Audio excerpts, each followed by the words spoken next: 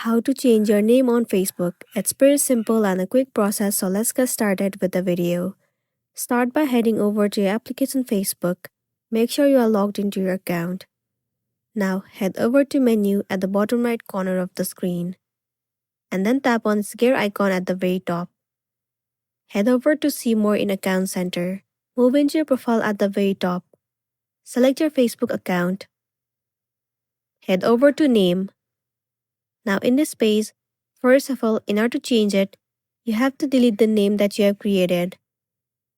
Once done, enter the new name that you want to set. Likewise, do the same process for the middle name and the last name as well.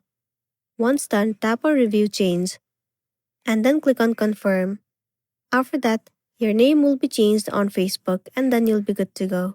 So that's a wrap for this video. If this video helped you, give it a like and check out our next tutorial. Thank you.